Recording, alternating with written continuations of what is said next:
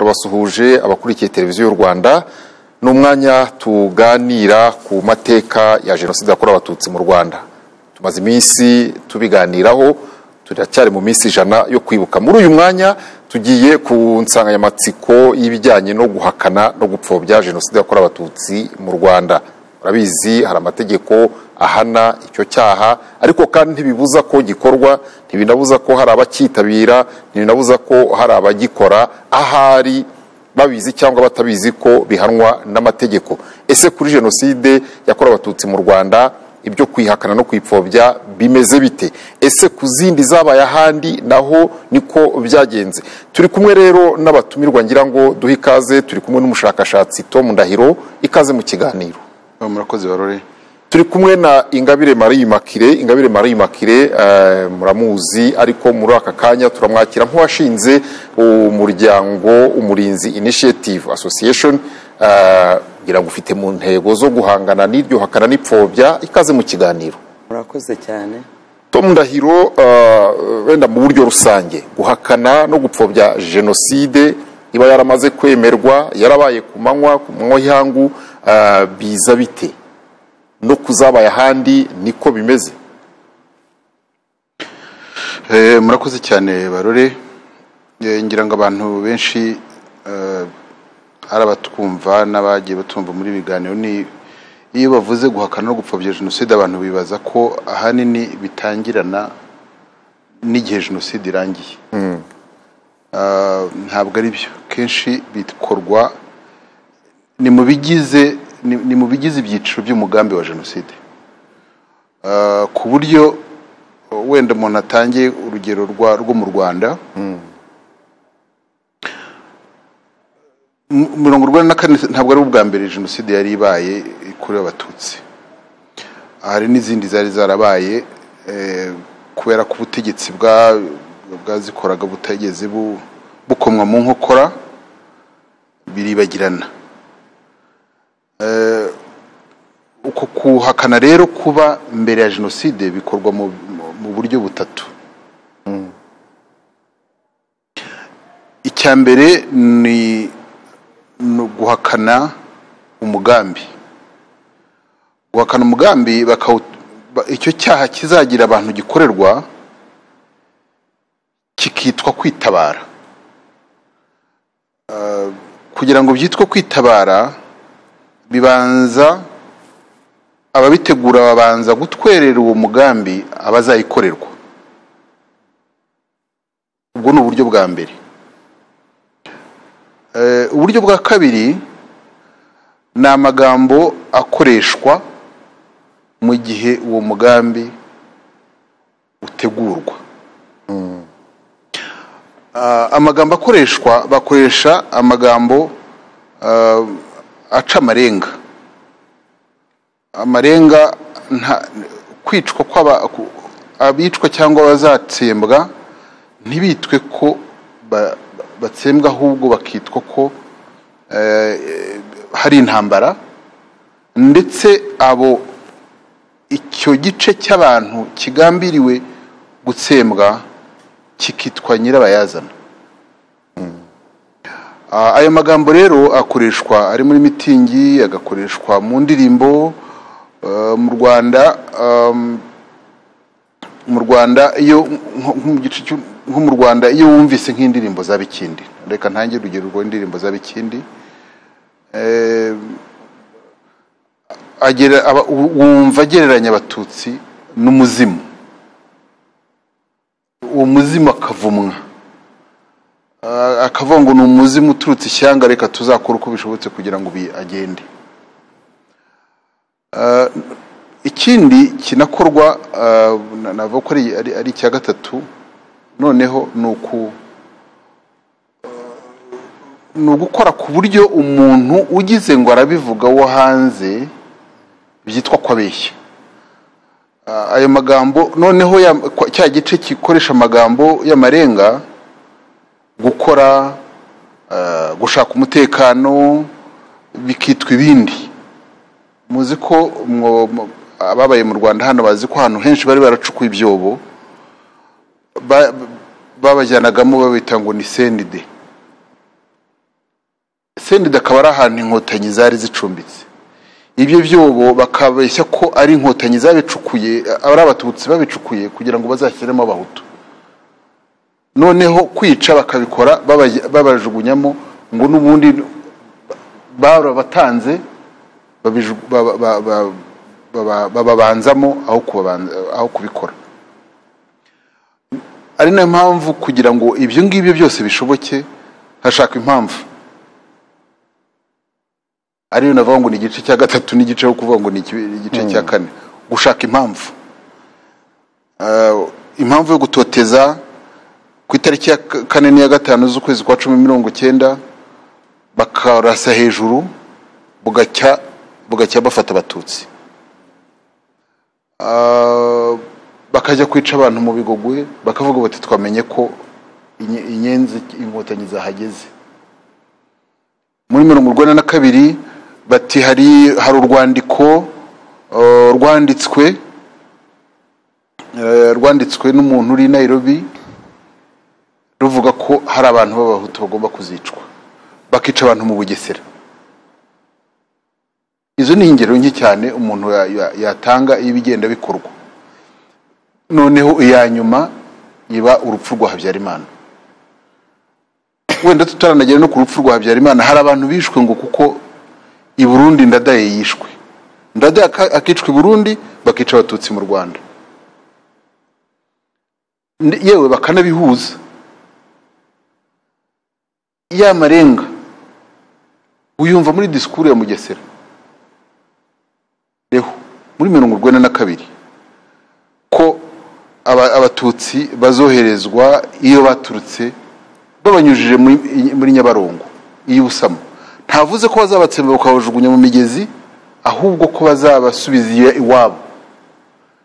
Uwumva kumva akumva iyo mvugo, ubumva ikinyarwanda kumva ko nta muntu wasubiza iwabo, kuko uruzi rwa Nyabarongo ntabwo ari uruzi nyabagendwa rugendwamo n'amato. Hari ibice bindi mu bihugu byateye imbere imigezi nk'iyi ikoreshwa cyane mu gutwara ibintu n'abantu. Navugaga ngo ni ibihugu byateye imbere mu bucuruzi. Huya naha ngaha muri Kongo abantu bagenda mu migezi. Fleuve Congo ni inzira ivana abantu muri Gisangani. Udashoboye kugenda mu ndege arahava akagenda mu bwato akazagera i Kinshasa. Izo mvugo rero zo guhakana zikorwa icyo gihe mvuze ko iyo rero icyo cyaha kimaze gukorwa, ariko ukiraho rero ubwo utuhaye ikiciro cya mbere. Uravuga uti abategura umugambi wa jenoside no mu gihe bawutegura baba bafitemo ibikorwa bihakana ibyo bakora, bihakana ibyo bazakora n'ibyo barimo gukora aho ngaho. Ingabire Marie Immaculée nk'umunyamakuru wabyize ugakora imirimo inyuranye, ibi bintu Tom uko abivuga usanga igihe byabaga mu Rwanda, kuko turavuga kuri jenoside yakorewe abatutsi mu Rwanda, usanga byari nk'umurongo wa politiki. Bati igihugu cyatewe mufata ibyitso byacyo, igihugu cyatewe mutabare.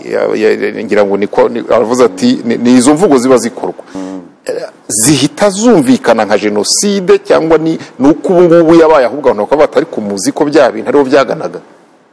Ntabwo rero bihita byumvikana nka jenoside na gatoya. Icya mbere tubanze twemeranye ko nta jenoside ishoboka leta itayigizemo uruhare. Leta iriho muri uwo mwanya iyoboye igihugu itayigizemo uruhare ntiyashoboka na gatoya.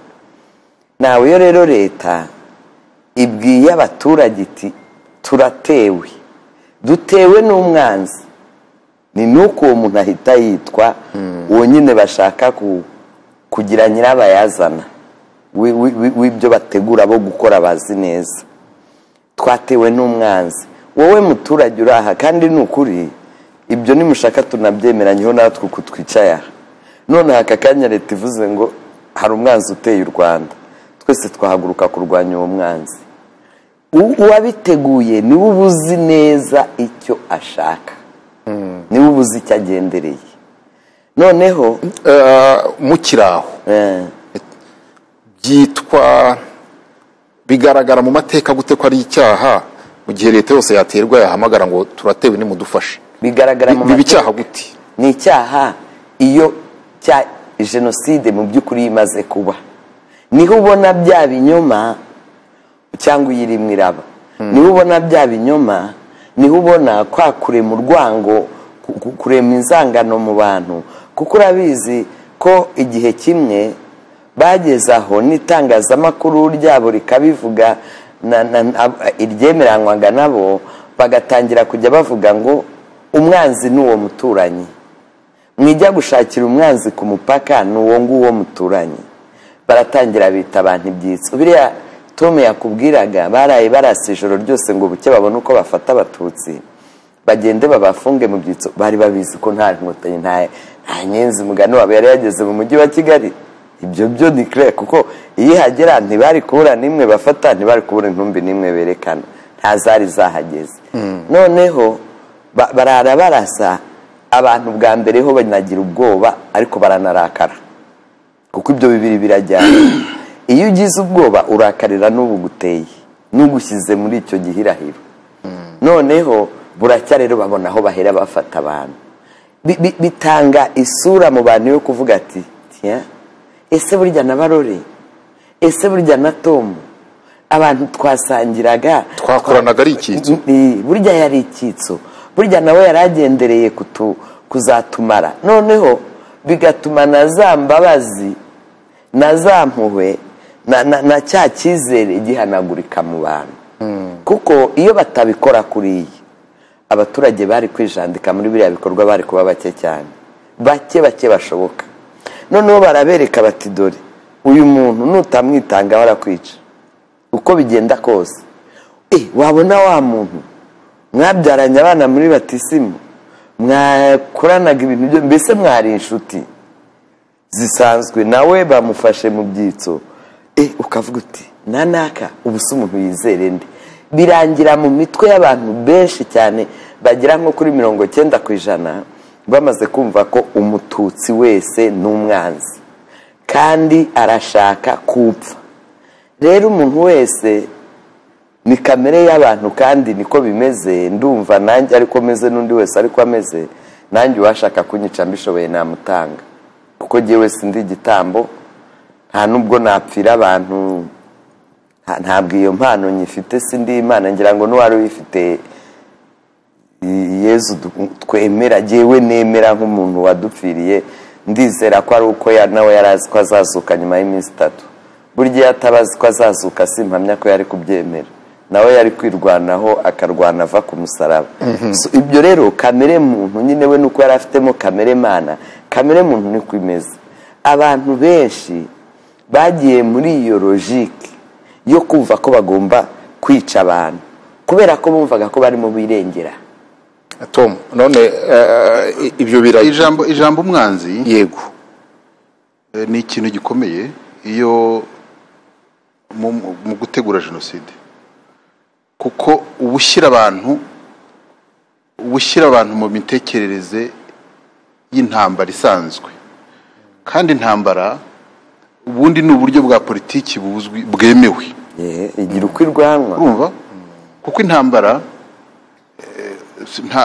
zarabaye zikanarangira, zirangijwe ko abantu bari gushyikirana, hari ukuntu umuntu atsinze undi, hari ukuntu babyumvikanyeho. Ariko muri sanse jenoside, kwica abantu, kurimbura ubwoko, bigendana no gutegura abantu mu mvugo. Nyuma ya jenoside twagize intambara, twarwanaga igihugu cy'u n'abacengezi, biswa abacengezi kuko ari abanyarwanda, ntabwo bigeze bitwa inyangarwanda, nta nubwo biswa abanzi, nta nubwo bavuze ngo nubwo bo bavugaga ko barwanira abahutu, nta muhutu wigeze avuga ngo, leta ntigeze itoteza abahutu ngo kubera ko abacengezi barwanira iyo identity, bavuga ko barwana mu izina ryabo, bavuga ko barwana mu izina ryabo. Ariko muri 1991 na 2 na 3, cyane cyane reka mvuge 1991, kuko icyo nshaka kwerekana uko noneho nyuma ya jenoside ukuntu byagiye bikorwa. mbere muri 1941 cyangwa muri 1990 tureka tuvuge dufata urugero rwa Kangura na Kinyamateka, kuko harimo imvugo zirimo jenoside. Kuki wibagirwa imvaho? N'imvaho nayo nifashe ingero ebyiri gusa. Simvuze Radio Rwanda, simvuze ibindi binyamakuru. Ntabwo wakwibagirwa imvaho kuko yaranasomwaga cyane kuruta ibyo byose. Kinyamateka buri yageraga kure kurusha imvaho. Birashoboka se. Kuko yo yageraga muri paruwasi, nta paruwasi buri yaburaga kugerayo. Imvugo kuvuga ngo icyagarura gahoro nk'ako muri 59 twabona amahoro. Iyo uvuze 59 uvuga ngo kwica abatutsi. Iyo ari Kinyamateka. Ugira amategeko mu kwezi kwa 12. Habaho amategeko 10 yitwa y'abahutu. Kimwe nayo muri 59. Irya munani rikavuga ko bibujijwe kugirira impuhwe umututsi. Icyo gihe biba byara kugirira impuhwe umuntu ubwoko. Niyo mpamvu jenoside byitwa jenoside, ubwoko. Kugira impuhwe bikaba icyaha. Hakabamo itegeko muri ayo mategeko rivuga ko bibujijwe uwo ari we wese uzabuza kwigisha urwo rwango azafatwa nk'umugambanyi. Ni ukuvuga ngo kwigisha urwo rwango biremewe, kubicyaha no kubigaya n'ubugambanyi ntabwo byemewe, birategetswe. Ndavuga ngo birategetswe. Ariko urumva ko urumva ijambo rikoreshejwe, uzabuza umuhutu mugenzi we kwigisha urwango azafatwa nk'umugambanyi. Kandi umugambanyi mu gihe cy'intambara aricwa nawe ahubwo.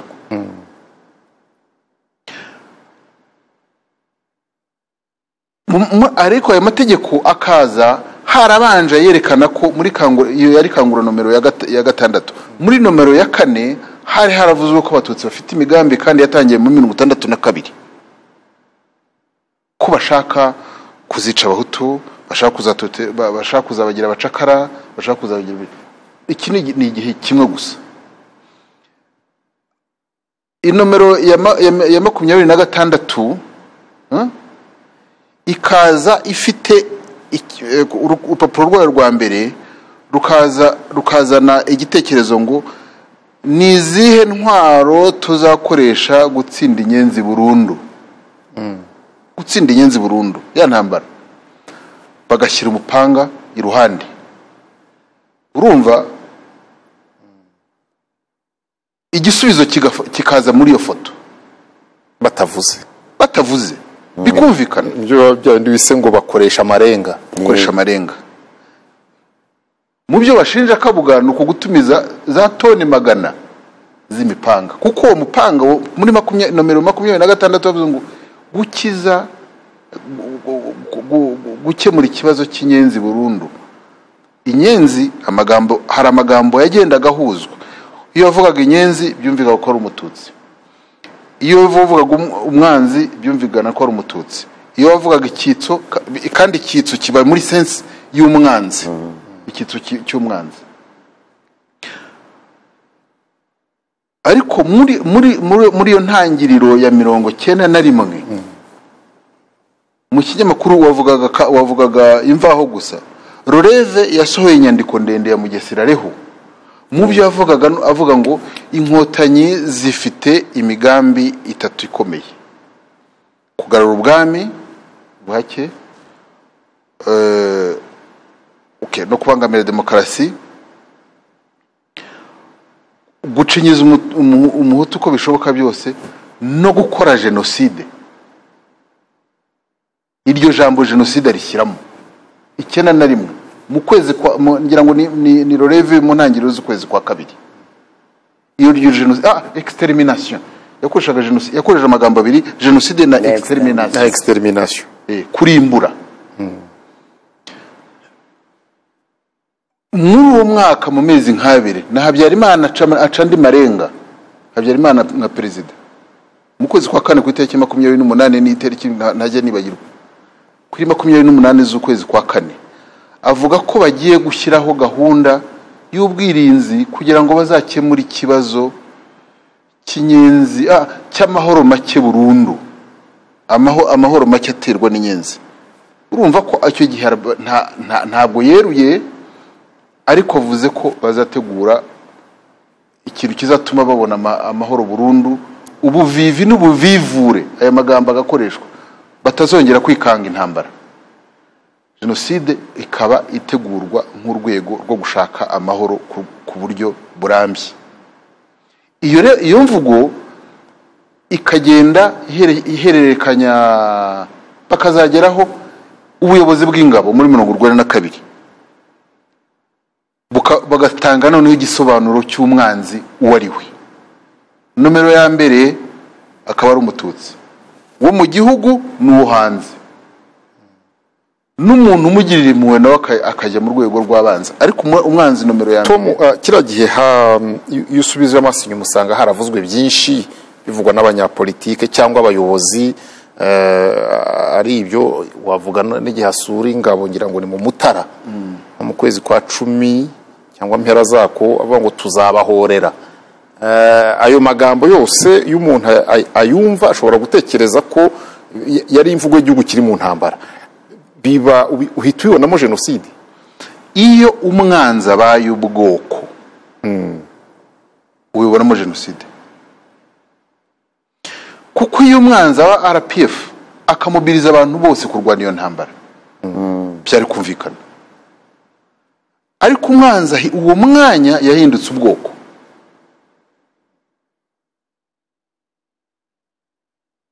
Iyo utangiye kuvuga ngo umwanzi n'ubwoko, icyitso kiri mu bwoko runaka, utabyumva kimwe nawe akaba umugambanyi,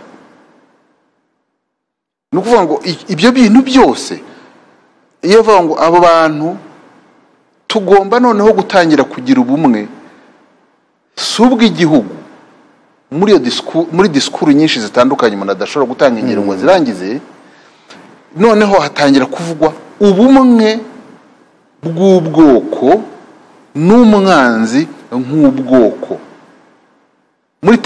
Mu bintu bibiri bigaragara cyane muri disikuru zose, ni ugushakisha ubumwe bw'ubwoko, kwikiza umwanzi uba uri mu bwoko, wasanishijwe n'ubwoko bw'abantu.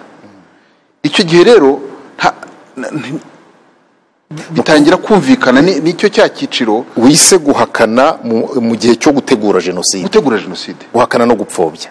Icyo bahakana mu mvugo noneho bahakana icyaha bazakora, bamara kugikora bakahakana icyaha bakoze. N'uwapfuye muri icyo gihe akitwa ko bikizaga umwanzi. Bari mu ntambara, kandi intambara ni ikintu cyemewe.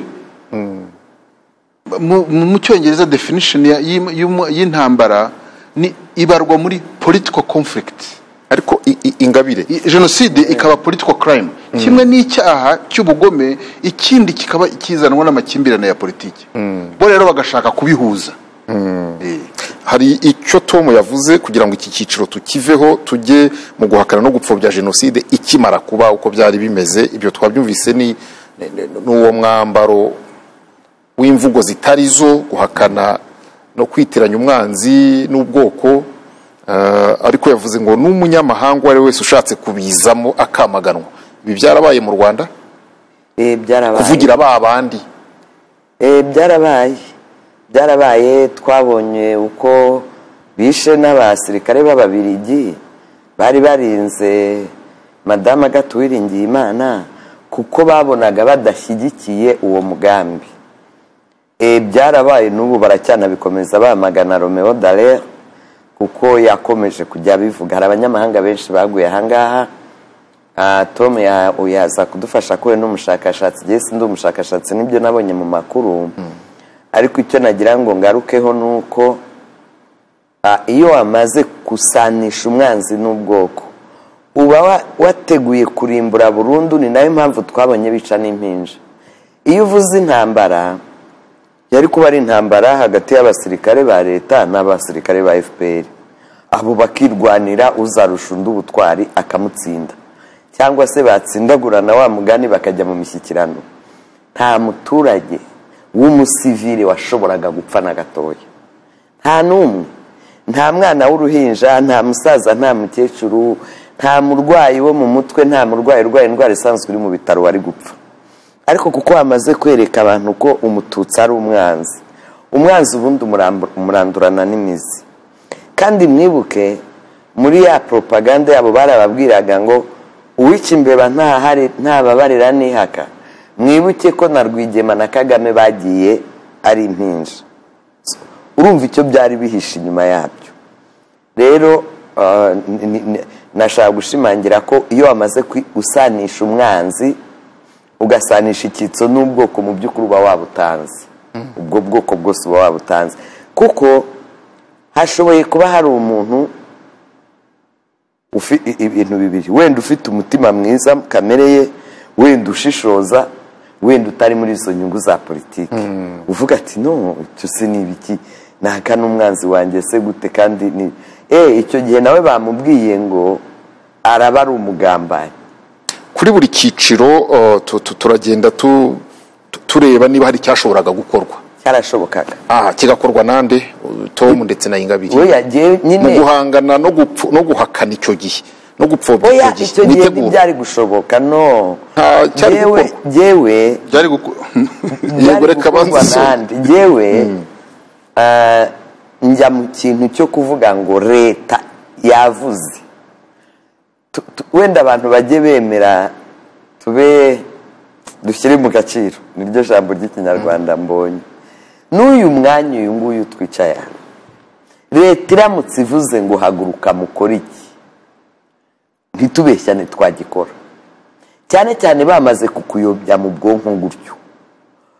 Iyo bataza kubanza gutyo bagaragaza umututsi nk'umwanzi, bagaragaza umututsi nk'ugendereye kuzarimbura abahutu akabamara, bagaragaza umututsi nk'uwo muntu wateye u Rwanda, kuko iyo bakubwiye ngo uratewe nyine ubutewe. No mu mategeko ayasanzwe, amategeko mu gitabo mpanabyaha tugenderaho uyu munsi twicaye, iyo utewe wemerewe kwitabara.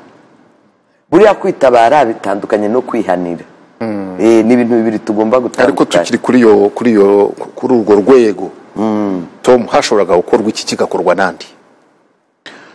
Umuntu wenyine wabashobora ufite imbaraga washoboraga kugira icyo akora mu Rwanda, ni amahanga kubyumva agatera leta y'u Rwanda afatanyije n'inkotanyi. Mu gihugu nta kintu cyashobokaga gukorwa kuko jenoside yategurwaga na leta. Ubundi kandi umuntu ufite uburenganzira bwo guhana ni leta, kuko leta mu nshingano zayo ni ukurengera uburenganzira bw'abantu n'amategeko n'ufite ingufu zose ni leta. None se niba leta ari itegekana wa musirikare, igategekana wa mupolisi, igategekana b'abayobozi b'inzego z'ibanze, koko aha mu gihugu wari kugira ikintu ashobora n'indi? None amahanga yashoboraga kumenya ayo marenga, yashoboraga kuyumva aya marenga, amahanga yashoboraga kuyumva, yashoboraga kuyumva kuko hari buriya umunyamahanga yakumva bene se baza akamenya ibyo bavuga. Interpretation yayo barayumva. Ndaguha urugero, ku itariki 12 na 13 z'ukwezi kwa 11, uwari intumwa ya Papa mu Rwanda yabonanye n'umujyanama wa Habyarimana witwa Runyinya barabwiriza, amutuma kuri Habyarimana amuvuga ngo gufatanya nawe, gufatanya na CDR niyo politiki ya MND biratuma utakomeza kwitwa umukristo. Yari yarumvise uburemere bwabyo. Mugesera Rehu amaze kuvuga ya disikuru ye yarutwitse kuri 22 z'ukwezi kwa 11, hari iminsi mike nyuma y'iyo ngibyo, kuko urumva nyuma y'iyo tariki amaze kubona n'intumwa ya Papa mu Rwanda, kuko iyo raporo Runyinya yayimwandikiye kuri 14 z'ukwezi kwa 11 ku 15 nibwo z'ukwa 11 92 nibwo Habyarimana yari mu Ruhengeri nyuma y'icyumweru nibwo Mugesera yavuze disikuru ye ku Kabaye byarumvikanaga noneho 93 mu ntangiriro hari abantu baje hano hari itsinda mpuzamahanga byaba Jean Carbonari na Alison de Forge n'abandi baje hano bavuga ko hari ubwicanyi bwa jenoside bwakozwe iyo raporo yarasohotse hano za ambasade muri kwa guhakana n'ubundi nabo barabihakana urumva muri za barabihakanye cyane ndetse bituma na Minisitiri Nsengiyaremye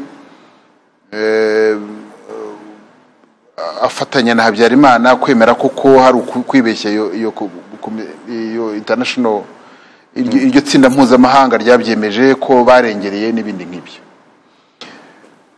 kugerageza kumva ko leta ishobora gukangwa nibi byatumye nibura hari intambara yabayeho y'itariki ya 8 z'ukwezi kwa 2093 inkotanyi zitera leta zirayikubita zigera mu hafi y'Kigali Shorongi aho umuryango bageze Shorongi kuba dukurikiye impunzi zigera Nyacyonga wakomeza aho kugira ngo bumve ibyakorwaga kuko icyo gihe ubwicanyi ntabwo bwakorwaga ku mupaka zaho inkotanyi ziri bwagurwaga ku Gisenyi no ku Kibuye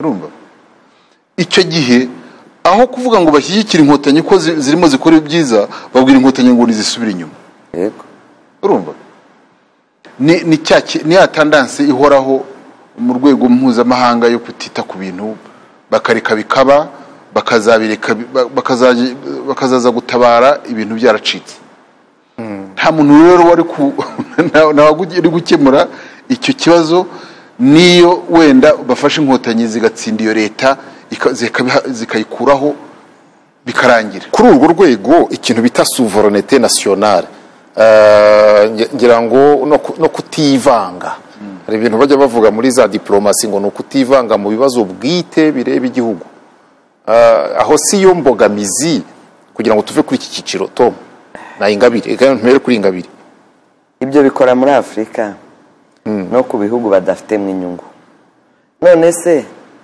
niba ari iyo souveraineté yatumye badakora niyo yanatumaga urabizi ko Ubufaransa buri mu bihugu bigize akanama k'umutekano ka Loni biriya bihugu mu by'ukuri nibyo biyobora isi kuko bafite na droit de veto sinzi uko bafite ububasha bwo kwanga ko ikintu kiba kandi koko ntikibi nibwo iyo souveraineté niyo yanatumaga bakira abari bagize iyo leta yari gukora jenoside niyo yatumaga bagenda kubavugira muri Loni niyo yatumaga bajya kuzana operation turquoise bazi neza ikije gukora no urumva harimo akagambane ariko gakomoka kumva ntacyo bitwaye murabizi ko Mitera yivugiye ngo jenoside mu bihugu nka biriya ni bisanzwe nta gitangaza kirimo biriya bihugu bireba inyungu zabyo ntabwo bireba biriya birirwa batubeshya baririmba ngo uburenganzira bwa muntu ni urugambo ni ugupfa kuvuga gusa umuntu babajije uwo ari we ntibamumenya ni nk'uku nguku ubona bariho bica abirabura urubozo muri Amerika ubu se ibihugu byose ntibibibona uri uhavuga n'indi ariko iyo hajemo inyungu zabo baraza iyo souveraineté batayitayeho ninde wishe umuyobozi Saddam Hussein wa Iraq yarugeze akubwira ko hari umuntu wo muri Iraq wamwishe ubu se muri Syria hararwana ndi ugiye aho bafite inyungu Muammar Gaddafi yishwe nande hari ubwo yigeze yicwa n'abaribiya ikibazo twe gusa tugira nk'abanyafrika ni ubwenge buke bakaza bakagukoresha ahubwo wowe ukihekura nta kibazo cya souveraineté reka ndabivuga mu magambo magufi nta gihari muri ibyo bihugu bifite ijambo kuruta ibindi mu muryango w'abibumbye kimwe muri byo cyari umufatanyacyaha na leta y'u Rwanda cyari Ubufaransa abandi rero bari ahangaha ni ukuvuga ngo ntabwo hari undi wari kubabwira ngo nimureke gukora ibi aribo ngo ari umwoshya erega yaba dufite nk'umwanya ngo tuvuge n'uruhare rw'Ubufaransa ariko ntabwo ari wo mwanya wacu. ariko mwari muzi ko iriya resolution yuko bashyiraho zone turquoise Nations Unies yayitoye barageze hano, abasirikare b'Abafaransa bobede bari hano barekereje bahagaze igoma ni mukafu kugira ngo bababwire ngo binjire. None mu bintu bibiri barore mbere ko dufata akaruhuko tukaza kujya ku cyiciro cy'ihakana n'ipfobya nyuma ya jenoside. Muri 90 kimwe mu bintu ambasaderi w'Ubufaransa yandikiye iwabo ko ari ukugira inama leta y'u Rwanda kwishyiraho defense civile, interahamwe mu bantu babigize igitekerezo cyo gushyira interahamwe n'Abafaransa bari babirimo. Muri 92 kuza kurema ikintu cyaje kuvamo power no mu ministry ushinzwe ubutwererane bw'Abafaransa witwa Marcel de Barge waje kubigiramo uruhare hano 93 mu kwezi kwa kabiri.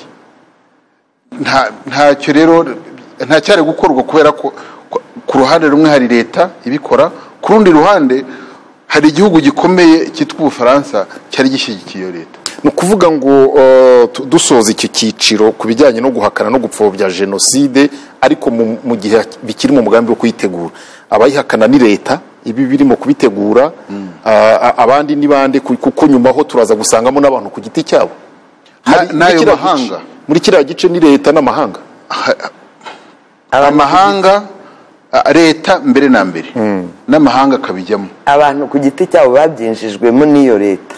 Nta munyarwanda ku giti usanzwe nkawe nanjye n'undi wese wicaye ngo akore uwo mugamba utekereza. Uwabigiyemo nk'umuntu usibye ko usanga ari n'abaturage wenda bintuza, ariko nawe yahamagawe na burugumestre na konseye nande. Ntabwo bitandukanye nuko muri iki gihe bihagaze abahakana n'abapfobya n'ababigizemo uruhare icyo gihe cyangwa b'imiryango yabo yabigizemo uruhare. Erega biragukurikirana iyo wamaze kugwa muri uwo mutego, waba wawuteguye waba wawinjiyemo kuko abandi bawuteguye, birarangiye za etape bya byiciro bindi byose twavugaga uraza kugaragara urukundo ubonekamo. Yego nshuti turi kumwe mu kanya twavugaga ibijyanye no guhakana no gupfobya jenoside ariko mu gihe cyo kwitegura no kuyishyira mu bikorwa. Tugeze rero noneho nyuma ya jenoside, guhakana no gupfobya byagiye bigenda bite, uyu munsi bihagaze bite? Ndahera wenda ikirangira Ingabire Marie Immaculée hari ibikorwa byahitaga bigaragara byo guhakana no gupfobya, ese byaragaragaraga Tom Kamere kuri Ingabire Marie Immaculée ikirangira igihagarikwa mu nkambi rwose Kongo, cyane cyane Kongo byaragaragaraga cyane. Ni naho batangiye bandika ibintu by'inyandiko zigaragaza kuko ibintu biri kuvugwa atari ko byagenze. Mbega batangira banakora ikintu kimeze nk'ubukangurambaga cyane cyane mu bantu bazagaho mu nkambi, mu miryango mpuzamahanga, mu mareta bari bakibasha kuvugana nayo kuko yari ahari. Uhere kuri leta ya Mobutu yabafataga nk'abana bayo, nk'abantu igomba nyine kurengera, iga protectinga, ubwo mbuza ijambo, Abafaransa kubarengera. Abafaransa byari uko, muri Loni byari uko. Ndagira ngo mbibutse ko abadepite bo kwa Mobutu icyo gihe ari cyitwa Zaire bari batoye itegeko rivuga ko nta mpunzi bari bwakire muri Kongo ngo bayicumbikire kuko bari babona ibyariho bimaze kugaragara mu Rwanda byari biteye ubwoba, nta muntu wari kwemera kubyirengera. Ariko Loni niyo yababwiye ko badafite ubwo burenganzira, ko bagomba kubakira, ko nibatabakira bazaba barenze ku masezerano mpuzamahanga yo kwakira impunzi. Nuko n'inkambi baranabakira ntibanabatandukanya, abasivile n'abasirikare babashyira hamwe, birangira icyitwaga inkambi y'impunzi ahubwo kibaye inkambi y'imyitozo ya gisirikare. Ku buryo kugira ngo utandukanye umusivile n'umusirikare kiriya gihe muri ziriya nkambi byari biruhije cyane. So ibyo bikorwa rero rwose byahise bitangira ako kanya. Tom, ibikorwa byo gutegura guhakana no gupfobya icyaha cyari kimaze kuba bifate hamwe yo koroshya jenoside, kwigira ikintu cyoroheje no kukibagiza. Byatangiye mbere nko mu kwezi kwa gatanu kwa gatandatu turabibona mu mahanga. Hari abanyamahanga babiri boherejwe na ONG z'aba mu Bubiligi, umuhorandi witwa France Van Hoof na Ivan Godefroy mu Bubiligi, bazi n'ahangaha mu migambi yabo byari ugutangira gufasha leta kugarura isura nziza ya leta. Urumva mu nyandiko urabibona ngo kugarura isura nziza ya leta, ariko noneho bagakoresha za ONG. Of course. Arizo zizajye zivuga, leta ntivuge kuko leta yarasebye. Hari inama zabaye zitandukanye n'abapadiri bera. Hari inyandiko zagiye zandikwa n'abapadiri babiri, Guy Tunis n'uwitwa Vregler, b'abapadiri bera, zikavuga ibintu byose, ariko uwicwa ntavuge, ariko n'uwica ntavugwe. Bakavuga ko hari ibintu bidasanzwe birimo bibi. Bamaze kugera mu nkambi, haba umugambi noneho wizwe neza. Hari inama y'iminsi 8 yategetswe na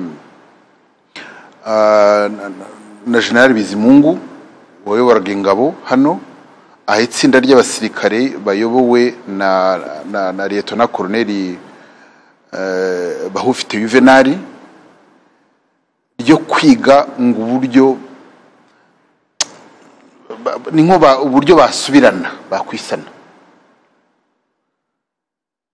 Ariko ikintu kinini bapanze n'uburyo bazasobanura, ntibavuge guhakana jenoside gusa, uburyo bazasubiramo isura yabo izagaragara neza. Bavuga uburyo bizakorwa n'abazabikora, batanga inshingano. Abanyamadini bazakora ibi, abanyamakuru bazakorana na bagenzi babo bo mu mahanga, abantu b'abanyabwenge nibajya muri za kaminuza bazakora ibi n'ibi.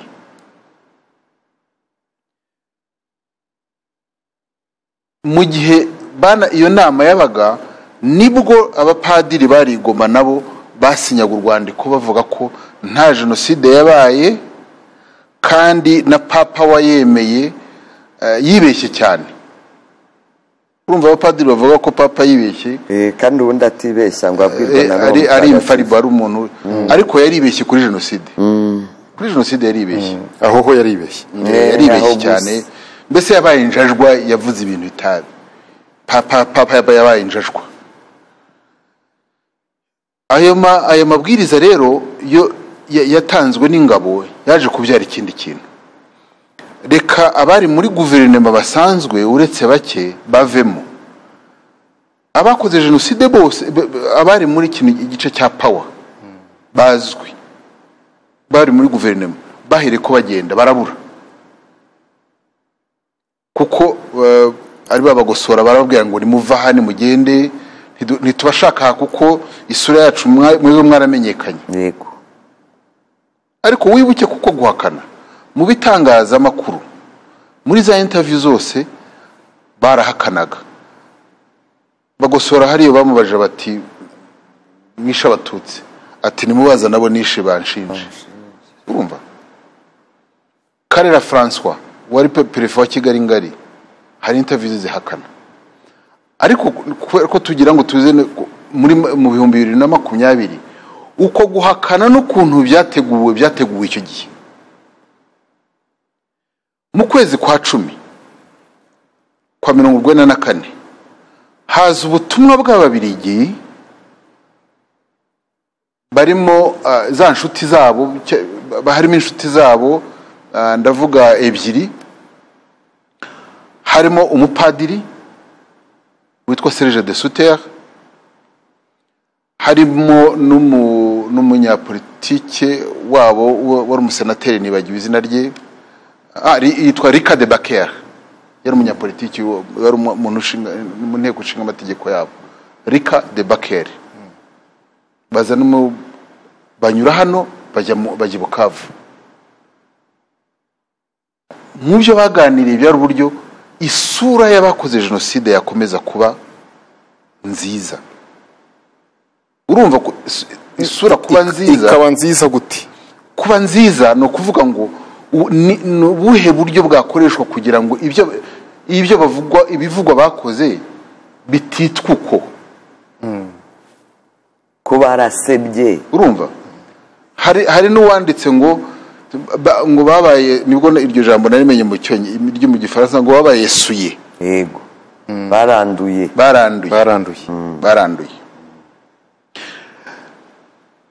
Guverinoma yindi kuri 31 z'ukwa 10 bashyiraho n'indi guverinoma yitwa ko ari guverinoma rwandaise en exil. Bashyiramo abantu ariko batigeze birahari, batigeze iyo ngiyo yashyizweho na padiri Ndahimana. Bashyiramo abo bavuga ko batanduye, bazwi. Minadef bashyiraho undi witwa Gasake, Minijust bashyiraho Mbonampeka, ariko noneho bashyiraho amatsinda yo kuzahakana ibyaha, uburyo azahakana ibyaha nibajyanwa mu rukiko, bayaha abanyamategeko. Itsinda rimwe rihabwa Charles Nkurunziza ugeze kuba Minijust, irindi tsinda rihabwa Alberto Basomingera. Abo ni abantu bagombaga kwiga uburyo jenoside izahakanwa mu rwego rw'amategeko. Ariko noneho hashyirwaho n'icyitwa umuryango wa politiki. Noneho guverinoma barayisezerera ku itariki ya 3 z'ukwezi kwa 4/95 hajyaho RDR.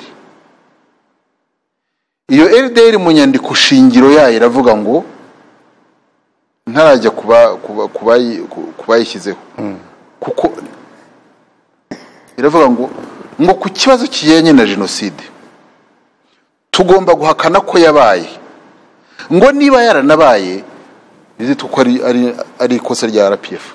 Yego. Barabyandika. Iyo nyandiko irahari. Ariko ni bande bari muri, ni bande abayishyizeho, abatangije RDR ku mugaragaro ku itariki ya 3 z'ukwa 4/95 bari bayobowe na François Nzabahimana, uri muri rya tsinda nakubwiye ryatangiye gutekereza uburyo bazahakana jenoside mu Bubiligi mu kwezi kwa 6 ku 94. Hari mu basivile yarimo Nzabahimana, harimo Kanyarushoki, harimo Charles Nderehe Karori, uba mu Charles Nderehe Karori naho ntuye. Niwe Charles Karori, niwe Charles ni Karori, ni Charles Nderehe ntaho ntuye na Nderehe ni ibintu bimwe. Uretse ko amazina biratandukanye, umwe n'umuhungu wundi. Hakabamo n'uwitwa Wagezaho Jean Marie Vianney n'indi komite. Ariko abasirikare harimo General Bizimungu, harimo wari prefe Renzaho Tarsisi, harimo na Ntiwiragabo Aloyizi, n'undi musirikare na Juvenal bahufite, na Majoro Ntabakuzi. Urumva uretse Juvenal bahufite wapfuye, ariko abo bandi bose abenshi umwe arashakishwa, abandi bakatiwe Arusha. Iyo RDR imaze gushingwa, abasirikare bandikira guverinoma en exil ko ngo nimuve mu nzira, haje ikindi. Iyo RDR irakomeza. Yego. Aha, ukiraho rero cyane muve mu nzira, haje ikindi. Ingabire, niba barageze iyo ngiyo bakavuga bati aba bantu bafite ibyaha reka tubigizeyo turebe ko twarema ibintu bishya. Kuki ibyo byaha bitajyanye n'abo bavuze bataba bafite amaraso ku biganza ariko twe tuzanye ibintu bishya, bigakomeza kugaragara muri ya ndorerwamo ko n'ubundi ngengabitekerezo no guhakana ari bimwe? Kubera ko ibyo kugira ngo ubikore ni ukuvuga ngo uba wamaze kwitandukanya n'icyo kibi, uba wamaze kwitandukanya n'ibyo bikorwa, cyangwa uba wamaze kwicuza wabonye ko n'ibyo mwakoze ari ibintu bibi. Ushobora kujya mu mugambi mubi ukanajya no mu kuwushyira mu bikorwa, ariko warangira agatima kakagukubita ukagarura ubumuntu ukavuga utaneze. Bariya rero ntabwo ariko byagenze, kandi icyo gihe wibuke banashakaga ahubwo ko binakomeza bikanarangira, ni nacyo cyateje n'inkotanyi bambe n'intambara y'abacengezi yakomeje irwanwa. Uribuka ku 1966 na 7 habayeho igihe nta muntu wavaga i Kigali ngo ajye nk'Irubavu. So nukuvuga ngo bo kandi n'indirimbo bakomeje na za animation zabo. Muribuka indirimbo ya Bikindi yitaga ngo Rwigera Urume, barara babyina mu nkambi bavuga ngo inkotanyi tuzireke gato ariko tuzirukuremo bidatinze, bakamubiriza abaturage bababwira ngo dore abajenero batangiye guseka, ngo kumenya hirya rwahinanye, kumenya ko inyenzi kashobotse. Urumva abaturage nabo bakajya muri iyo mudu yo kwishima cyane, bumva ko ari akanya gatoya bagiye kumara hariya bakagaruka. So nukuvuga ngo bo bari bakemera cya kintu cyabo batekereje, bagategura bagashyiraho ingamba zose zo kugira ngo gishyirwe mu bikorwa, gusa byari birangiye uko batabiteguye. Birangiye rero uko batabiteguye bumvaga bisa no gutsindwa, kwari no gutsindwa anyway, ariko noneho bakavuga ngo ntabwo twahita dutsindwa, reka twongere tuwanyanyaze. Icyo mbibariza nuko n'uyu munsi usanga impaka zigigiye, abantu bavuga bati twe turi muri politike rwose n'ibyo byaha, wa mugani uko bavuze uti abo twarabirukanye n'abandi arushira bafata, hanyuma bakavuga bati ni politike. Ariko urumva, ariko jenoside ni cyaha kidasaza. Mubaze mwibuke, jenoside ni cyaha cya politike kandi kidasaza.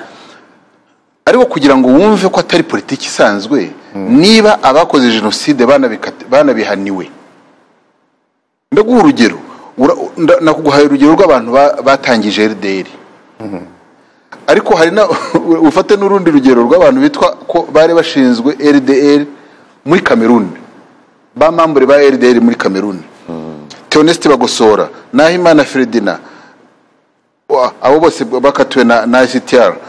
Jean Bosco Barayagwiza akatuwe na ICTR, Laurent Semanza akatuwe na ICTR, Felicien Muberuka akatuwe na ICTR. Abo bantu nibo bitwaga ngo ni RDR, ariko nukuvuga ngo n'abajenosideri bahunze baragenda biyitira indi zina, ko ngo ari ihuriro ryo gucyura impunzi na demokarasi mu Rwanda. Bamaze gutsindwa baragiye RDR irakomeza, ariko banahindura n'ubuyobozi, havaho bahindura n'amazina. Reka oya bagiye bahindura inyito ikaguma RDR, ariko hakavamo gucyura impunzi na demokarasi, hakazamo revolution na repubulika. Mu mwaka wa 2000 bamaze Nderehe niwe yasimbuye Nzabahimana François. Nderehe mu 2000 asimburwa n'Ingabire Victoire, utavuga Ngabire ukagira ngo ni Ingabire Victoire Muhoza. Niwe wanayoboye igihe kinini, nawe bagera aho ngaho bati ibyacu byaramenyekanye kubera ko hari amahanga yaramaze kuvuga ngo no, aba n'abajenosideri. Nakambana mu buhamya bwe yaravuze ati bari abandi, yari yabivuze narusha yarabivuze nari ntari ati inkingi, noneho barahindura bavamo FDU inkingi. Uyu munsi urebye FDU inkingi ikomoka kuri RDR, n'abajenosideri bamwe bari mu mugambi wateguye jenoside. Ubuyobozi bwayo urebamo umuntu witwa uyobora radio yabo witwa Gaspard Musabyimana. Gaspard Musabyimana yari muri Manekwano, yari muri komite ya RTRM itegura ibiganiro. Ukareba Nderehe witwa umujyanama wayo, ni uwo nguwo nyine. nibabo nta kuntu ushobora kuvuga ngo wari muri komite ya RTLM itegura ibiganiro, komisiyo ya tekinike na porogaramu irimo Venuste Nshimiyimana, irimo François Serushyana, Gaspard Musabyimana, Frodouard Ntawurikura wa wundi mwumvaho wavugaga, Speransia Karwera. Uyu Speransia Karwera muri 1991 yaravuze yanditse mu kinyamakuru cyitwaga mu Rwanda Shyaka ngo inkotanyi nizigerageza ngo zirote ku butegetsi, u Rwanda ruzongera rutemba imivu y'amaraso, abantu bahunge n'abari bakiriyo bataragaruka. Uyu Joseph Serugendo, ndakubwira iyo komite ni imwe gusa. Joseph Serugendo wakoranaga na Gaspard, we yemeye ko bateguye jenoside, yari muri komite y'interahamwe ku rwego rw'igihugu, anashinzwe na tekinike. Hari Augustin Hatari, uyu Augustin Hatari na Dar es Salaam uyu munsi. Kuri mwebwe kugira ngo bakore politike, jenoside ntabwo ari politike, bitagaragaye ko ari abajenosideri nyine ntabwo bishoboka. Hanyuma se kuko guturuka aho mu nkambi nibyo, keretse guturuka mu nkambi bashyiraho RDR za ARIR, FDR, abandi bari i Burayi. Ikibisobanura ni ugushaka irindi zina, kuko amashyaka gukora politike biremewe ku isi yose. Upfa kuyikora ugaragaza ko ufite umugambi mwiza, ariko bo nubwo bari bazi, kuko ntabwo wavuga ngo uriho urashyiraho ishyaka rizacyura impunzi ngo hagire umuntu n'umwe ukubwira ko ibyo bintu uri gukora ari bibi. Ntabwo wavuga ngo uriho urashyira ishyaka rizatsimbataza Repubulika na Demokarasi ngo hagire umuntu ukubwira ko ibyo bintu ari bibi. So ibyo ni nk'agakingirizo, reka wenda tubyite gutyo, kugira ngo bigire irindi zina ritazwi mu mateka, ritari rya rindi tuzi tumenyereye, noneho riba izina ritarisuye wa mugani, riba izina noneho risukuye, ritanduye, ariko mu by'ukuri ari bya bindi umugambi ari wa wundi, abantu ari babandi. Mbese ni uguhindura imbyino, ababyinnyi ari babandi. Nicyo ngicyo mu by'ukuri, cyane ko muri politike yabo naho twatangiriye ko hari icyaha. Iyo jenoside itegurwa bavuga ko bashaka kwikiza abantu babi. Mu magambo yabo uyu munsi, icyambere ntago mu nyandiko zabo nta kintu kigaragara ko bigeze gukora kibi. Nta hantu Gaspard Musabyimana azakwereka ko yari muri komite ya programme na tekinike ya RTLM. Urumva Hatari aho yigisha yagiye kwigisha akaza kubona agakoresha na passport y'Ubugande, nta hantu ntigeze babwira ko yabaye muri komite d'initiative ya RTLM irimo Kabuga Feliciani, irimo Ferdinand Nahimana, irimo Ephraim Nkizabera wari muri komite y'interahamwe ku rwego rw'igihugu, irimo Jean Bosco Barayagwiza. Urumva byonyine ko uri muri iyi kipe y'abantu batekereje RTLM, urumva radio imara abantu, uri umucurabwenge wa jenoside. Uyu munsi abo bantu nibo bavuga ngo twebwe turahangana n'ubutegetsi. Hari ijambo babonye ryiza cyane ryitwa opposition. Ntibashaka kuvuga ko ari abajenosideri bashaka kwiyoza, babayesuye. Ni nk'umuntu i Burayi, ni nko kuvuga ngo umuntu wari umunazi ukomeye arakora politiki. Yaraza kuvuga ko atavuga rumwe n'ubutegetsi. Kabuga uyu munsi aravuga ati jewe ntabwo nari kwica abatutsi kandi ari abakiriya banjye. Urumva ni imvugo criminal adashobora kureka kuvuga. Ariko uyu munsi ikigezweho niki? Ni ugukoresha niya politiki yatangiriye muri 59 ikaza muri 73 ikaza muri 94 mu bihumbi 2000 kabigihari. Ubibona ute? George Rutaganda wari muri komite y'interahamwe, wari na vice president w'interahamwe ku rwego rw'igihugu, yari mwene nde? Yari mwene Mpame Sidrasi w'umuparmehutu. Umuntu wabaye minafete w'abajenosideri ninde? ni Jerome bica mu mpaka, mwene Baritazari bica mu mpaka. Urumva uyu munsi, urumva kuba minisitiri w'ububanyi n'amahanga wari wabaye dirikabu wa minisitiri w'intebe mu gihe cya jenoside yari umuhungu wa Mbonyumutwa, Shingiro Mbonyumutwa. nibo barimo muri iki gihe mu guhakana no gupfobya. Biraza kuza noneho uvuye kuri sekuru w'umuntu, uvuye kuri Baritazari, uvuye ku muntu ugiye ku muhungu we, none bigeze ko biragera, turabigera kuza ku buzukuru. Birasa kugera ku buzukuru. Urumva uyu munsi mushiki wa Jerome bica mu mpaka witwa Marie Madeleine Mado, ni umuntu wamukanye ukomeye cyane wa jenoside. Uvuye kuri Shingiro wamamaje jenoside muri 1994, kimwe na se muri 59 60, afite n'umukobwa noneho akora mu biro bya Sindika ubwabo. Uyu munsi abahungu be nibo ba activiste mu kintu cyitwa Jambo. Sibyo? Wumve ko urwo ruhererekane rw'abantu bagenda uyu munsi baritwa ko ari abantu baharanira uburenganzira bwa muntu, bakora politiki ya opposition, noneho bageze ahantu bavuga ko aribo bantu barenganye. Ujya muri famiye ya Kabuga, burya umuhungu wa Habyarimana witwa Jean Pierre wari ufite umugore witwa Bernadette Uwamariya, yari chairman cyangwa yari umuyobozi w'interahamwe muri Kigali y'umujyi. Uyu munsi Jean Pierre kuri document nabonye muri ICTR baravuga ngo ni president des interahamwe de la préfecture Kigali ville, yarapfuye uyu munsi. Umuhungu wa Habyarimana witwa Jean-Luc Habyarimana ari mu bantu bahakana jenoside bakomeye cyane, kandi n'umwana ngira ngo uvuye hasi niwe mu bato. Umukwe Kabuga yarafite umukwe witwa Jean Mbarushimana, akaba umunyamabanga w'interahamwe ku rwego rw'igihugu.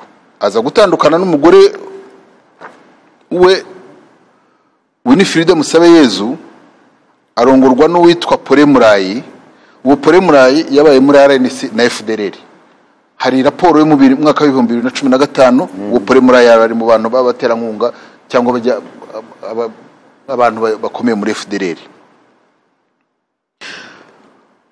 Umujenosideri witwa Ngirabatware akaba umukwe wa Kabuga, Ngirabatware Augustin, kuko yari afite abakwe babiri bitwa Ngirabatware, umwe utari umujenosideri witwa François Ngirabatware. Undi mukobwa uwo Ngirabatware ufite ndagira ngo nkwereke ikibazo kijyanye naho families. Ubu hari abadukurikiye bavuga ati ese ubwo barangana iki ku buryo bihangayikishije? Iyo mukoze musanga ni nk'abantu bangaye? Abantu ni bato. Ndakubwira ko urumva wibaze ngo Kabuga uyu munsi washakwaga umukwe we umwe witwa Singaye yari mu bantu baba interprete, yari interprete mukuru wa Jean-Louis Bruguière. Urumva ntabwo akuze cyane. Urumva iki kintu rero kivuga ngo uravana jenoside iragenda iva, abantu iyo bibajije ngo kuki hari abantu bato, ari ikibazo cyabajije gikomeye kimi baravuga ati ni bangaye. Yewe kuko nubundi n'uburozi ntibujya buba buke cyangwa bwinshi, ariko ni na benshi, ni benshi. Nk'iyo ugiye aho muri Jambo ASBL Tom yatangagaho urugero, uragenda ugasanga igizwe n'abantu sinzi umubare wabo, ariko ni benshi kuko banahindura n'ubuyobozi nubwo bari batanu rusange, nubwo bari batanu. Iyo ugiye muri iriya ntajya amenya uko nita iyobowe na Matata, usangamo abandi bantu nubwo harimo n'abongera bakagaruka. Iyo ugiye muri iriya yitwa Fondation Seti Sendashonga, usangamo abandi bantu mbere batanahakanaga jenoside ariko ubu binjiye muri intuzi. Iyo ugiye mu bihugu byinshi bitandukanye ugenda usangamo bene abo bantu. Hari nka kintu ubu ngubu kizamukanye umurego mwinshi cyane muri Australia, kuko ngira ngo hari aho barahigaruriye barahifatiye n'ahabo, n'abari mu bindi bihugu babonaga badakora neza ubu niho bari kwimukira. Hari cyitwa Rwandan Association of Queensland, ni benshi barimo babandi bitwa ngo bari muri civil society ariko bakaba bakorana n'abagore. Ejo bundi nahoze mbona abantu bari kwandika ngo ukuntu uwitwa Serge Ndayizeye wa radio Itahuka ya RNC yavugaga ko ibintu ari byiza cyane ubwo societe civile igiye gufatanya n'amashyaka ya politike ngo kugira ngo bakureho ubutegetsi. Bo nicyo baba bavuga, mbese bari n'abatavuga rumwe n'ubutegetsi, bari muri opposition politique, nicyo bitwaza. Ariko icyo bashimikiraho gikomeye, baza no guhurira aho ari benshi, umwe kubera ubujura bwe yagize, undi kubera ubundi buntu bwe bwose ntazi ubwo ari bwo. Iyo urebye umuntu nka Theogene Rudasingwa ahagarara hari agatangira kumeta, agatangira nawe kuzana ntuza ya double genocide, kuko ikintu gikomeye cyane abantu bataramenya n'abari abajambo news, dore ko burya koko ngo utazi ubwenge ashima ubwe, baba bazi ngo ko nta uri burabukwe nta uri bubyumve, ngo yego ngo jenoside rwose yakorewe abatutsi turayemera yarabaye, ngo ariko ngo mwibuke ko hari n'iyakorewe abahutu. Ako rero ni akandi kantu, ni nayo mpamvu by the way ngira ngo nanabisobanureho ikiganiro kitararangira. Umurinzi Initiative yavutse ntabwo ari gihe wayitangije nk'uko wabivuze, nanze kuguca mu ijambo ariko si jewe. Yatangijwe na groupe y'abantu bageze kuri nka 50 cyangwa barenze, hanyuma ku itariki bararenze, ku itariki ya karindwi y'ukwezi kwa gatandatu 2019 duhurira hariya kuri Hotel Nobleza turayitangiza ku mugaragaro. Inshingano zayo akaba ari ukugira ngo, kuko hari abantu batangiye kujya babarega, dufite barega abo bantu bahakana jenoside bakajya muri izo manza. Wenda naguha nk'ingero nka Maître Richard Gisagara, Maître Karongozi, rwose bakagenda bakaburana. Imanza rero i Burayi zirahenda cyane kurusha hano, kandi biranasanzwe ahantu hose hari amafaranga menshi na serivisi zihenda kurusha ahaba ari make. Noneho nta wundi muntu baha inkunga, bakoresha amafaranga yabo. Rimwe na rimwe hakaba ibibananira kubera babuze uburyo.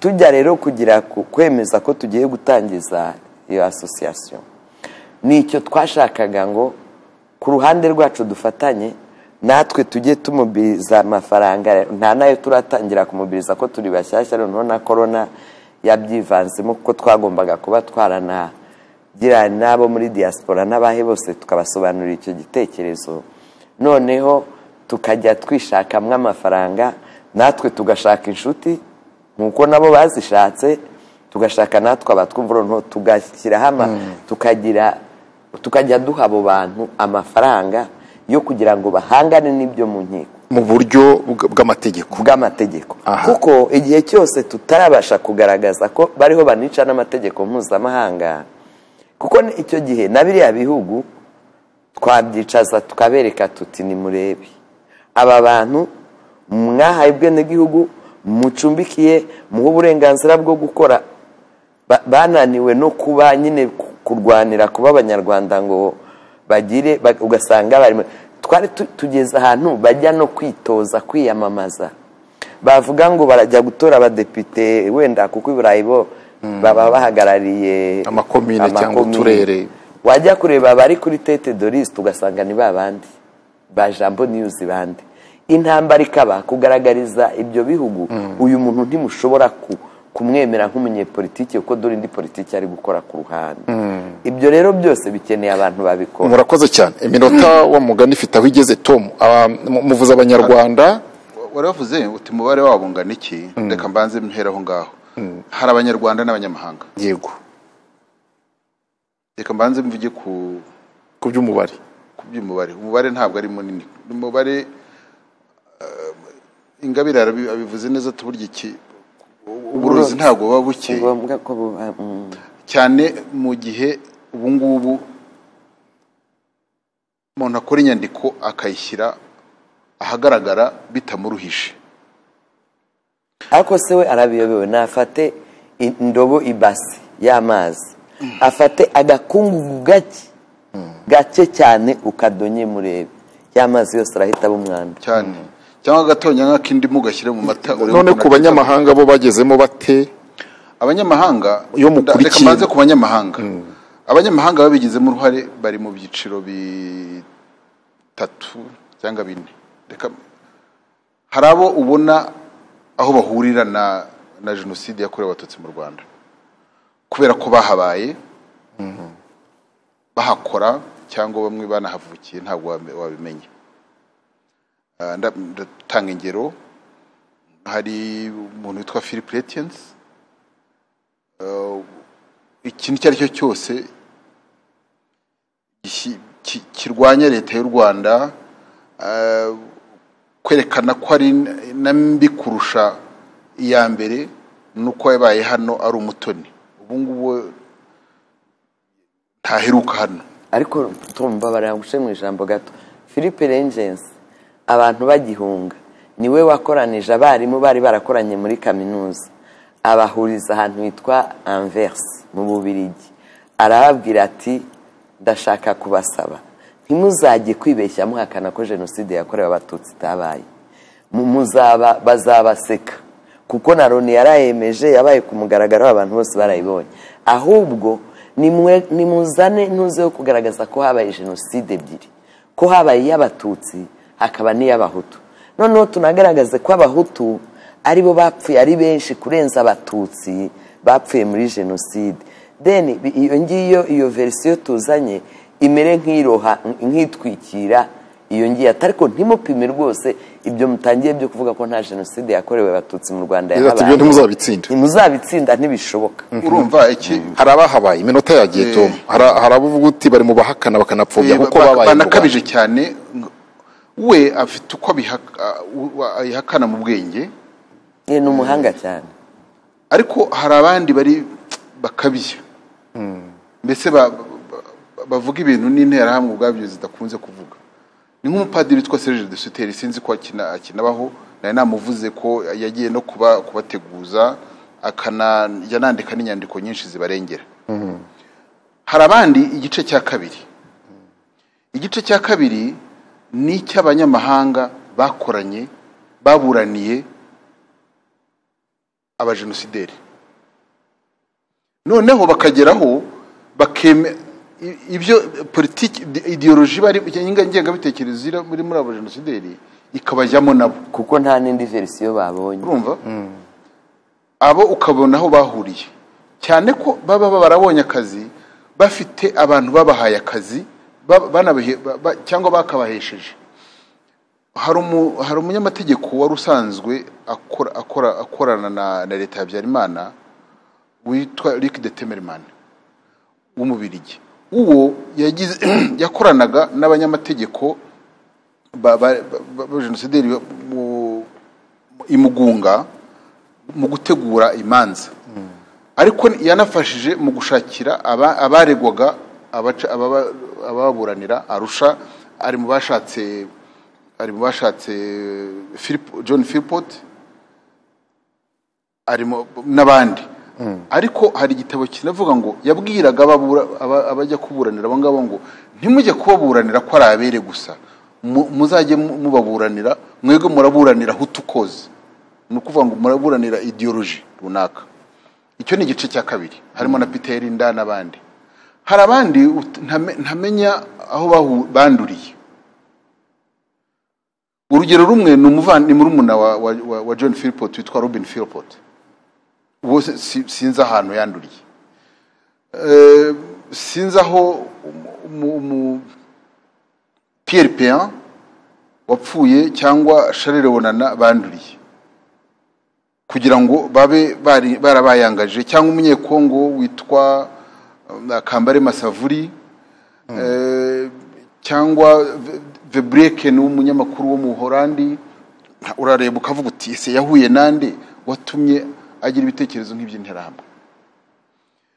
Ugashakisha ukabona umuyapanikazi witwa Masako Yonekawa wigisha muri kaminuza yo muri Tokyo yitwa Rikyo, ugasanga ni inshuti ya Judy Riva, ugasanga ni inshuti ya Pierre Peya, ukibaza uti uyu muntu yanduriye, wenda ukavuga uti nuko yakoreye HCR Goma. Urumva hakaba abandi ushakishwa ukabura utaba abantu banduriye, ariko abo bantu baba benshi bati baba benshi kuko ibitekerezo byose byo guhakana jenoside babizengurukamo. Tuvuge ko tuvuga ibintu bimwe, yewe na Ngabire nawe nakwandika nkakoresha ibitekerezo bye n'ibyawe n'ibyuriye, nawe yazakwandika niyandika agakoresha ibyacu. Yego, noneho tugeze ku buryo barimo gukoresha umunota nk'umwe, barakoresha ubuhe buryo mu gukwirakwiza ibyo bitekerezo? Bakoresha uburyo butatu.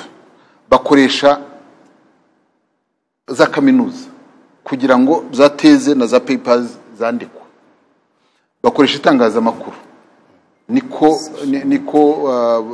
filime nka Rwanda Untold Story yakoze na BBC na VOA ko bibagirwa RFI na RFI oyagiye buryize sinumva igifaransa rega urura cyumva sinyumva. Bakoresha n'itangazamakuru, noneho bagakoresha n'imbuga nkoranyambaga. Aho rero Ingabire niho muri murababonayo cyane barerura ntibaca hirya, bashobora guhindura amazina ariko target cible abantu bibasiye cyangwa ibitekerezo bibasiye bikaba ari bimwe. Umuntu umwe ashobora gufungura account za Twitter 10 noneho akazikoresha zose avuga ibintu bimwe, wewe wabisoma ukagira ngo biri kuvugwa n'abantu 10 batandukanye kandi atari byo. Noneho urabona ko bafite n'amaradiyo bajyaho nyine, ushatse wese ubu ngo barafungura YouTube, iyo YouTube ikaba iradiyo. Ibyo byose rero natwe tugenda tubimonitoringa, tugenda tureba. Ni nabwo twaje gusanga ko umuntu umwe ashobora gukoresha account zirenze zingahe, imwe ari yizwi agashobora no kwimarira n'icyumweru iyo ngiye yizwa atandikaho. Ingabire, uburyo bwo guhangana nabwo rero nubuhe? Uburyo bwo guhangana nabwo twebwe nakubwiye nk'umurinzi initiative tugarukira kugufasha abahangana nabo mu butabera, ariko ntibibuza ko dufite n'inshingano yo kubivuguruza, yo kuvuguruza ayo makuru abatariyo, ukayavuguruza nawe ugaragaza noneho fact, kuko ibyinshi mu byo bavuga nta n'ibimenyetso babifitiye, ahubwo usanga banahuzagurika. By the way, igihe kimwe hari n'ubwo ubona ukavuga ariko aba bantu ubwo biranagizwe, ugasanga barafatira ku kantu ngo berekane, ntabwo bavuga ko bari guhakana jenoside, ubu bari kuvuga ko leta iriho idashoboye, irenganya abaturage, yabamaze, yabasenyeye. Nibyo noneho bari muri izo propagande, babanze bagaragariza isi yose ko iyi leta ari mbi, ari shitani, noneho nibarangiza ibyo ni byo kuri social media. Ingabire, Tom nk'umushakashatsi baranabyandika, metode barimo gukoresha, connection bifashisha nizihe? Cyane cyane ndavuga kuri batangiye bavuga ko jenoside itabaye, bavuga ko habaye jenoside ebyiri, bageraho bavuga, ariko bagasanga bakeneye ikintu kibaha credibility. Ikintu kibaha credibility nuko nabo bavuga ko bacitse ku icumu. Yego, urumva iyo ni wave yatangiwe na famille ya Gatebuke baba anitwa Nashville muri Tennessee muri Amerika, ariko noneho bageraho bahuza, noneho batangira gukora n'inama, conferences barasura nyinshi, bagakora na document ngo dukwiye gukora ku buryo twemeza ko natwe twacitse ku icumu ya jenoside yabakorewe abahutu. Hari inama yabaye umwaka ushize, iyo nama ntibanandika n'ahantu bayikoreye gusa ubona konterandi yayo ko ngo ni global campaign y'uburenganzira bw'abanyarwanda. Bakagira nuko biyita bashaka amazina meza ko baharanira uburenganzira bwa muntu, baharanira ari impirimbanyi, ariko none ukagenda ureba ngo abo bantu ni bandi mwabavuze oya hari utarabona. Hari umuntu ushaka muri jenoside ushinjwa wakati mu manza gacaca, tuvuge nko ni mubaje muri iyo nama. Hari umugabo witwa Marcel Sebatware. Marcel Sebatware ashinjwa ubwicanyi mu cyahoze ari Cyangugu muri Simerwa. Muri iyo nama ugasanga noneho we aritwa ko ari survivor. Kuri liste ya mbere ari umukobwa we. Kuri iyo liste ukasanga umukobwa wa Mbonyumutwa witwa Marie Claire Mukamugema, ngo nawe yacitse ku icumu. Yacitse ku icumu muri jenoside. Umugabo we yari mu bapawa aza kuba na ministre muri gouvernement en exil. Ukasanga kuri iyo liste ugasanga izina ry'umukobwa wa Kabuga. Kuri iyo liste ukaza kwasanga n'abazungu. Nakubwiraga hari nk'umuzungu witwa Keith Hammond Snow. Ariko noneho ya liste yose ukagenda ugasanga buri muntu yabaye genocide survivor, ariko ukayisangaho na wa muntu twatangiye witwa Ndereyehe nawe yaje muri iyo wave.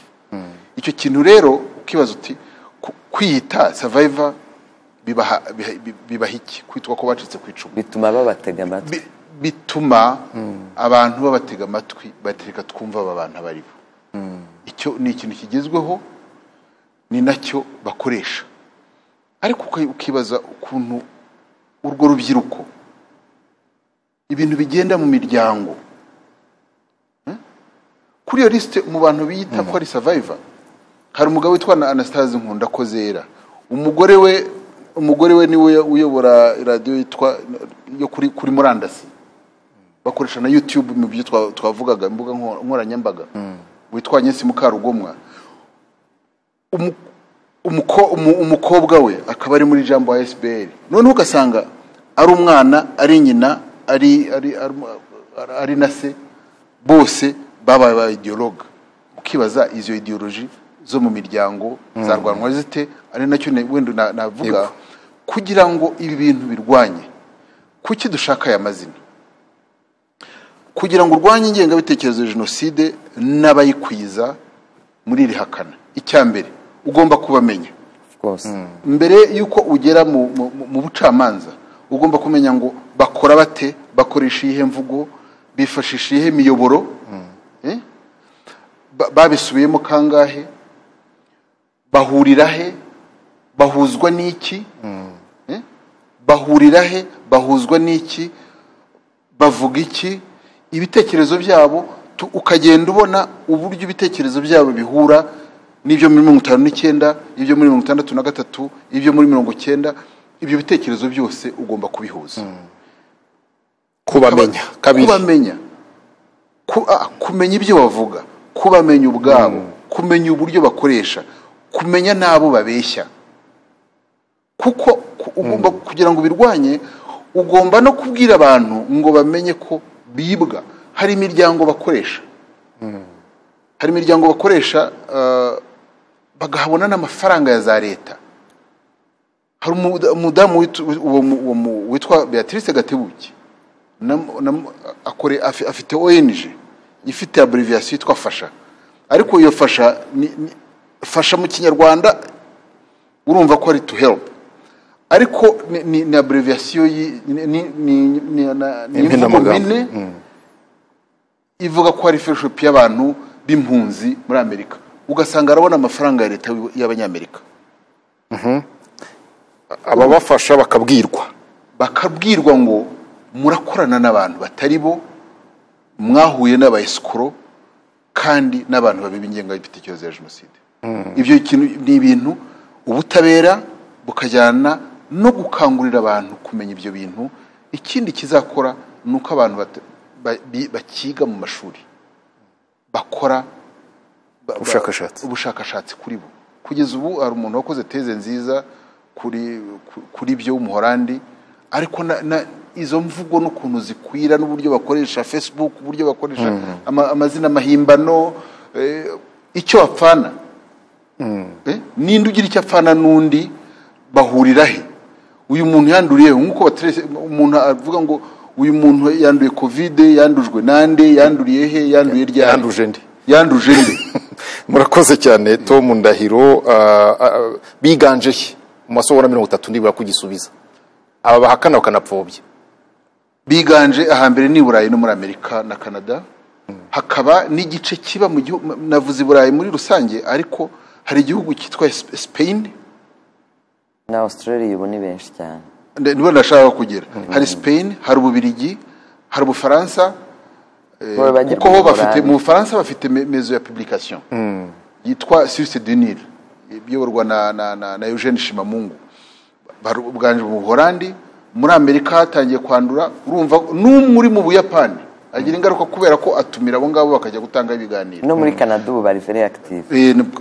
Canada ho burya hari igicumbi b'abantu navuga b'abanyamateka babiri n'iki n'umwarimu waho witwa Susan Thompson no muri Canada na Australia. Rero ubu ngubu niho bageze. Murakoze cyane, reka duhinira ahangaha, ariko nk'uko babivuze, si politike, nta politike y'urwango, nta politike y'amacakubiri, ahubwo nk'uko abasesenguzi babivugaga, barabeshya abatabizi, ariko ingamba zo kubirwanya ni ukubavuga abari bo, hakanagaragazwa ariko n'urwo rugendo historique, kuko nko abasesenguzi babivuze, ukurikiye usanga ni kanaka wa kanaka witwaye mu buryo ubu n'ubu, dore n'ubu nibwo bukomeje, nibwo buryo bwiza bwo kubwira isi ngo mwibeshye ku bantu. Reka duhinira aha, ariko dukomeze kurwanya ikibi, amacakubiri, urwango n'ibindi byose byakwambika umwambaro utari wo.